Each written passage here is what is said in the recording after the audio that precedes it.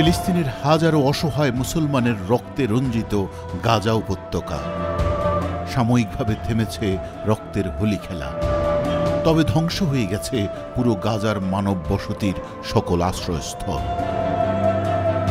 এই মৃত্যু উপত্যকায় যারা বেঁচে আছেন তারাও আস্তে আস্তে নিঃশেষ হয়ে যাবে। কত হাজার ফিলিস্তিনির জীবনের বিনিময়ে কত দিনের জন্য সাময়িকভাবে যুদ্ধ থেমেছে সেই নিশ্চয়তা কেউ দিতে পারে না। প্রায় 60,000 ফিলিস্তিনির মৃত্যুর যেই হিসেব দিচ্ছে নিষ্ঠুর পৃথিবী, সেই হিসেব কেউ বিশ্বাস করে না। সভ্য দুনিয়ার অসভ্যতার এই নৃশংসতায় কত মানুষকে হত্যা করা হয়েছে সেই হিসেবও কেউ কোনোদিন জানবে না। নতুন করে ওয়েস্ট ব্যাংকে চলছে হত্যা, গ্রেফতার, উচ্ছেদার, দখলদারিত্ব। এরই মধ্যে যারা বেঁচে গেছে তাদের শুরু হয়ে গেছে বেঁচে থাকার সংগ্রাম। গুলি বোমার হাত থেকে যারা বেঁচে গেছে তাদের এখন হত্যা করবে ক্ষুধা আর চিকিৎসাহীনতা। ব্রিটেন ভিত্তিক চ্যারিটি সংস্থা 13 রিভার্স ট্রাস্টের দুঃসাহসিক মানবিক উদ্যোগ পে ফর প্যালেস্টাইন।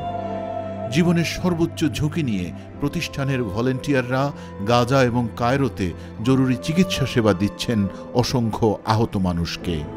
বোমার আঘাতে ধ্বংস হয়ে যাওয়া হাসপাতাল, অ্যাম্বুলেন্সগুলো অচল। নতুন করে অ্যাম্বুলেন্স সেবা বাড়ানো দরকার। চিকিৎসা সেবার অভাবে ধুকে ধুকে মরে যাচ্ছে মানুষগুলো। বিভৎস যুদ্ধ থেকে ভাগ্যক্রমে বেঁচে যাওয়া ছোট শিশুদেরকে তারা দিচ্ছে baby milk.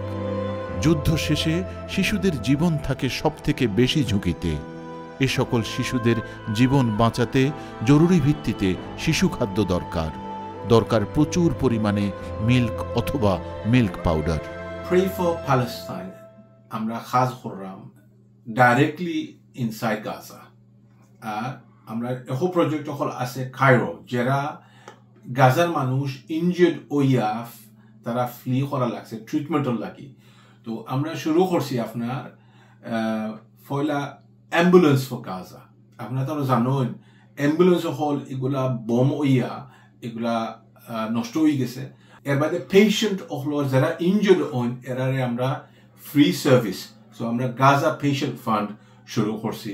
Baby milk for Gaza, একটা বেবি মিল্ক হইল 10 পাউন্ড। আমরা চাই না অ্যাটলিস্ট আলহামদুলিল্লাহ আপনারা ডোনেট করতা অ্যাটলিস্ট 10 বেবি মিল্ক ও 100 baby milk. Personal hygiene kit আমরা চাইলাম যে এটা আমরা সিসার খুব দরকার। যুদ্ধ চলাকালীন সময় থেকে বর্তমান সময় পর্যন্ত জরুরি খাবার ও রান্না করা খাবার সরবরাহ করেছে পে ফর প্যালেস্টাইন। যুদ্ধ থেকে বেঁচে যাওয়া এ সকল মানুষ যেন ক্ষুধার হাত থেকে রক্ষা পায়, সেই জন্য এখনই সকলের সাহায্য দরকার। ক্ষুধাও এখন তাদের জন্য অনেক বড় শত্রু। না খেয়ে আর কতদিন বেঁচে থাকা যায়? আপনার সামান্য সাহায্য এই সকল যুদ্ধাহত মানুষদের জীবন সংগ্রামে টিকে থাকার সাহস যোগাবে। এবারের যুদ্ধে বেঁচে যাওয়া মানুষদের মধ্যে সবথেকে বেশি কষ্টে আছে নারী এবং শিশুরা। তাই 13 রিভার্স ট্রাস্টের মানবিক উদ্যোগ পে ফর প্যালেস্টাইনের পক্ষ থেকে নারী এবং শিশুদের রক্ষার আপ্রাণ চেষ্টা করা হচ্ছে। হাজারো এতিম শিশু আর কোনো দিন বাবা মাকে খুঁজে পাবে না, আর কোনো দিন মায়ের আঁচল, বাবার ভালোবাসা তাদের কেউ ফিরিয়ে দেবে না। এ সকল এতিম ও অসহায় শিশুদের জন্য মানবিক সাহায্য দরকার। এদের দায়িত্ব নেওয়া দরকার। Right now, we know that there is a ceasefire, but the people of Gaza are moving to the north of Gaza or where they live. They are in need of our help with food, shelter, clothing, emergency support. What we're doing is we're offering that emergency support now so that we can help our brothers and sisters. And also we're doing long-term work. So for example, the children who have become orphans, what we're trying to do is we want everyone to sponsor one orphan from Gaza, inshallah. মানব ইতিহাসের সবথেকে অবহেলিত জনপদ ফিলিস্তিনের মানুষদের বেঁচে থাকার কোনো ভরসা নেই একমাত্র আল্লাহ ছাড়া।